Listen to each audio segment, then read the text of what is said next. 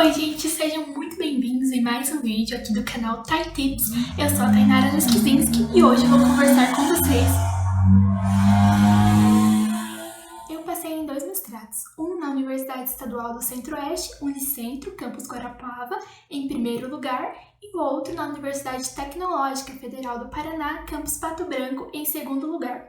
Essas colocações fizeram algumas pessoas me perguntarem qual é o seu modo de estudar, como montar um cronograma de estudo para ir bem na prova, quais são os segredos, o que eu devo, o que eu não devo fazer, e por isso eu decidi gravar esse vídeo, porque muita gente falou que seria um assunto interessante, então vamos lá, espero que vocês gostem.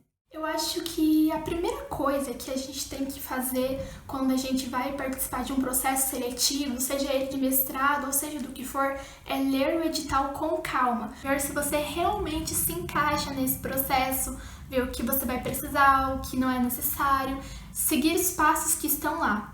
Isso pode parecer coisa simples, bobagem, mas na verdade não é. Teve muita gente que teve a inscrição indeferida porque esqueceu de enviar um ou outro documento. Então façam essa parte com muita calma e saibam o edital decorado, porque isso só vai te ajudar, você vai usar as regras a seu favor. Após todo esse processo de inscrição, de leitura de edital com calma, aí sim eu recomendo montar um cronograma de estudo. Por onde começar? Primeiro, todo o processo seletivo de mestrado, ou pelo menos a maioria deles, vai ter uma bibliografia, que nela estão os títulos dos textos ou dos livros que irão cair na prova. Então, reserve um dia apenas para você procurar esses títulos, ver o que tem na internet em PDF, imprimir, o que não tem você já vai comprar, até chegar a demora. Foi basicamente isso que eu fiz, eu reservei um dia para pesquisar todos os títulos da bibliografia, consegui, acredito que a maioria em PDF, disponível na internet de forma gratuita, foi um ou dois que eu não encontrei, mas que eu emprestei de amigos, para que eu pudesse ler, enfim. Assim, uma coisa minha é que eu não gosto muito de ler na tela do computador para provas ou para qualquer coisa que eu precise de um esforço maior para responder. Eu gosto de imprimir para que eu possa grifar, fazer minhas anotações, reler. Então eu imprimi tudo, até mesmo os livros. Teve livros de 150 páginas, 200 páginas que eu imprimi e li tudo, porque realmente você precisa ler. Acredito que grande parte das pessoas que vai fazer essa prova não lê e é por isso que não passa. Eu não quis ler todos os textos curtos primeiro e nem ler todos os livros maiores por segundo de uma vez só. Não, eu tentei mesclar, por exemplo, ler um livro grande, um artigo pequeno, um livro grande e um artigo pequeno, porque assim o estudo vai rendendo. Se eu ficasse só lendo os livros maiores, eu tenho certeza que isso ia me desanimar, porque o tempo não ia passar e não ia estar conseguindo acompanhar a bibliografia. E a mesma coisa ia acontecer se eu estivesse só lendo os artigos pequenos. Ia chegar no momento que teria os livros e aí eu não teria tanto tempo e viraria uma bagunça. Então por isso eu recomendo mesclar. Pega a sua agenda, monte realmente o cronograma de dias, horários. Não tenha medo de escrever, de montar, de remontar. Pode ser que você precise cancelar um dia, que aconteceu alguma coisa ou outra, então você vai ter que fazer e refazer seu cronograma de estudos várias vezes, mas no fim dá tudo certo. Eu fiz vários cronogramas e também listas e tudo mais para que eu pudesse me organizar e conseguir ler todos os textos.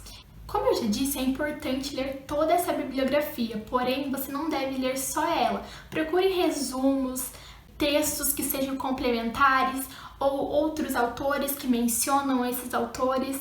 Também ver aulas no YouTube, acho que todo conhecimento adicional é válido. Então esses foram os primeiros esquemas que eu fiz. Após isso, eu fiz um cronograma de horas, que tratava basicamente do tanto de horas que eu iria estudar por dia. Então assim, quando estava mais distante da prova, como eu não tenho uma memória muito boa, eu estudava menos horas. Eu estudava acho que 2 horas por dia, assim, quando estava faltando um mês para a prova. E aí, quando chegou nesse mês da prova, eu fui estudando 3 horas por dia. Eu basicamente separei 2 meses de estudo. Eu recomendo que você termine de ler a bibliografia com o tempo, bem antes da prova, porque aí dá tempo de você ver vídeos na internet, resumos, resenhas e tudo mais, para dialogar com o que você leu, mas é importante que você leia o texto original. É tipo muito importante. Na primeira prova de mestrado que eu fiz, eu vou ser sincera, não deu tempo de eu montar um cronograma tão bem organizado como na segunda. Eu basicamente fui lendo os textos correndo, não deu tempo de ver muita coisa adicional, porque foi muito em cima da hora. Tipo, o edital saiu na metade de um mês, na outra metade do próximo mês já era prova, então eu ainda estava na graduação, era o meio do quarto ano, o ano que a gente tem que fazer TCC, estágio e tudo mais. Agora, nesse segundo processo seletivo que eu participei, eu tive mais tempo para estudar, então as inscrições abriram, acho que 11 de novembro, se eu não me engano, e a prova foi, acredito que 7 de fevereiro, então eu tive muito tempo para estudar, deu tempo de organizar tudo certinho, ainda mais que era fim de ano para início de ano, vários feriados, dias livres, então faltando 7 dias para a prova, eu já tinha terminado todas as leituras, já tinha lido várias coisas adicionais, e aí eu reli tudo o que eu tinha anotado. E nisso tudo eu também fazia resumos, fichamentos, essas coisas. Eu tenho um caderno só de fichamento que eu vou mostrar pra vocês daqui a pouco, que foi esse caderno que me ajudou muito também, porque aí eu reli o meu caderno inteiro de todos os resumos e anotações importantes que eu tinha feito, e isso me ajudou muito. O que eu anotava nesse caderno basicamente é informações sobre o autor, o que o texto traz como a ideia principal, e partindo disso outros textos que falam sobre assuntos relativamente parecidos, autores que eu possa dialogar com esse autor ali do texto prioritário, e também anotei informações que eu achei na internet. Além disso, também busquei anotar coisas que eu consegui fazer a ligação, eu mesma lendo ali, pensei, seria interessante escrever isso, de repente na prova essa pergunta cair sobre isso. Justamente outro assunto falando nisso, você vai imaginando quais questões que poderiam cair na prova, porque essa é uma forma de você ir preparando o seu cérebro para ir montando uma resposta. E um assunto que eu particularmente acho que é muito importante a gente estudar, não só para a prova de mestrado, como para um vestibular, um concurso de redação ou qualquer coisa desse gênero, é trabalhar com as atualidades, ver o que está acontecendo agora no Brasil e no mundo. No início de 2019, infelizmente, a gente teve o acontecimento em Brumadinho, que deixou várias pessoas mortas. E esse foi um dos assuntos mais debatidos no ano, e eu imaginei que isso poderia cair na prova. Então eu busquei todas as informações na internet sobre esse assunto. É um assunto muito triste, mas que precisa ser falado. E justamente como eu sou da área de letras, uma área que busca despertar esse senso crítico nas pessoas, eu imaginei que essa seria uma questão que poderia cair. E realmente caiu.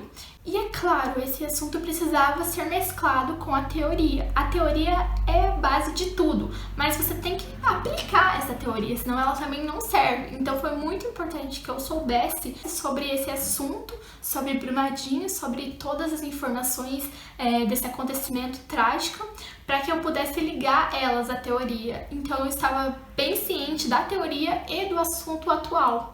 E a outra questão também que eu respondi foi sobre o lugar de fala. O lugar de fala é algo que está sendo muito debatido hoje em dia. A gente tem grandes escritoras no Brasil falando sobre isso. Também foi um assunto que eu pesquisei antes, porque eu acreditava que com certeza iria cair, porque a gente está falando muito da questão de representatividade, da questão de voz, quem tem voz, quem realmente é ouvido nessa sociedade que a gente vive, principalmente com os acontecimentos aqui no Brasil. Então, a prova de mestrado basicamente teve 2 questões que eu deveria responder. Claro que tem mais, tem em torno de 10 questões por aí, mas a gente escolhe 2, uma de linguística e uma de literatura, que foi o caso desse mestrado aqui que eu fiz, mas ele é um pouco diferente. Geralmente, quem vai fazer uma prova faz só de literatura ou só de linguística. Então, nesse caso aqui da Unicentro, foi um pouco mais complicado, porque eu precisei estudar as 2 áreas mais a fundo. Então, como eu já mencionei, dessas 10 questões eu escolhi 2. Eu não podia escolher 3, eu não podia escolher uma, eu tinha que escolher 2, porque isso estava escrito no comando da prova, escolha 2 questões. Então, gente, leiam o que a prova pede, leiam a pergunta 1, 2, 3, 4 vezes, até vocês terem certeza do que é que eles estão pedindo. Bem, após você ler todas as questões, escolher quais que você quer responder, ter certeza de que você realmente acha que você vai responder melhor essa e não essa, então calcule quanto tempo sobra de prova. Uma coisa que eu fiz e que eu achei que me ajudou muito foi dividir o tempo para as questões, metade do tempo para cada uma, porque senão não que adianta eu gastar 3 horas numa questão e ela ficar maravilhosa, ficar impecável, Se a outra eu vou fazer ela em, sei lá, 40 minutos e vai ficar uma droga. A minha nota vai ser baixa, então não adianta eu caprichar muito num lado e relaxar do outro. É interessante que eu faça as duas coisas bem. E por isso é importante dividir o tempo. Na primeira prova de mestrado que eu fiz, que foi lá na UTF-PR, a prova duraria 3 horas. Então eu imaginei que eu iria gastar 1h30 para cada questão. Mas, tirando o tempo que eu gastei para ler e tudo mais, ficou 1h20 para cada questão. 20 minutos foi o tempo que eu gastei para ler, escolher e fazer um rascunhozinho ali na questão. A segunda prova de mestrado que eu fiz na Unicentro, eu tive 1 hora a mais, foram 4 horas de prova. Eu gastei 20 minutos novamente lendo a prova e as questões, então fiquei com 1h50 para cada questão e busquei não ultrapassar esse tempo que eu fiz. Por exemplo, a primeira questão, quando eu estava chegando no 1 minuto e 40, 1 minuto e 50, eu terminei ali, por mais que eu ainda quisesse escrever o final dela, e fui para outra. Escrevi a outra questão até que eu achei que ela já estava suficiente, aí eu voltei para a primeira, terminei a primeira e voltei para a segunda e terminei a segunda. Porque aí eu tenho certeza que eu consigo fazer as duas e ainda deu tempo de eu fazer um final legal para cada uma delas. Eu acho que essas duas coisas foram essenciais, delimitar um tempo para cada uma das questões e escolher as questões que eu mais me senti à vontade. Acho que, sobretudo, a gente deve fazer a prova com muita calma, porque na hora da prova não adianta, foi aquilo que a gente estudou que a gente vai ter que usar. Você tem que se desesperar no momento de estudar, porque daí você tem que ir atrás, ler isso, ler aquilo, estudar horas por dia, montar cronograma. Mas na hora da prova você não pode fazer mais nada a não ser sentar e responder a sua questão com base em tudo aquilo que você viu. Outra coisa muito importante no dia da prova é você estar ciente que você está levando tudo o que você precisa. Então confira se você está levando o seu RG, o seu CPF, o comprovante de inscrição, vai que seu nome não está na lista no dia, mais algum outro documento que eles pedem, água, caneta, lápis, borracha. Leve todas as coisas que você vai precisar, arrume antes, confira na hora e vá em paz fazer a sua prova.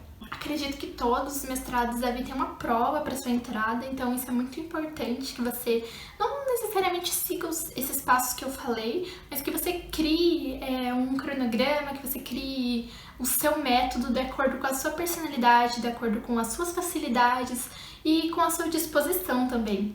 Geralmente, além da nota da prova, que é a nota que tem um peso maior, eles também avaliam o seu currículo, também avaliam o seu projeto e a entrevista. No entanto, isso vai depender muito de cada processo seletivo, por isso eu prefiro não falar dessas outras coisas assim com tanta profundidade, porque cada lugar vai ser diferente. Mas em geral, seu projeto de pesquisa deve ser algo inédito, deve ter uma questão a ser respondida, algo que seja relevante para a linha de pesquisa que você deseja entrar. Então é legal que você leia o Lattes do orientador antes, para que você tenha uma base se o assunto que você quer e o orientador que você quer tem a ver. Isso é bastante importante. Sobre o seu currículo, é sempre importante atualizar o Lattes, então às vezes o menor cursinho que você fizer, coloque no Lattes. E na entrevista, fale com calma, porque quem mais sabe do seu projeto com certeza é você. Então é claro que vão te fazer várias perguntas, mas se você tiver estudado, se você tiver pesquisado, você vai saber responder.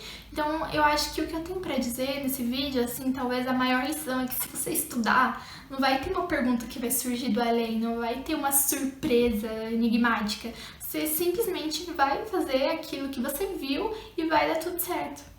Ficou um pouco longo, eu sei, mas eu acho que é um assunto que não tinha como eu resumir em 3 minutos. Então, espero que vocês gostem. Quem gostou, se inscreve aí no canal e me acompanhe também no Instagram. Beijo!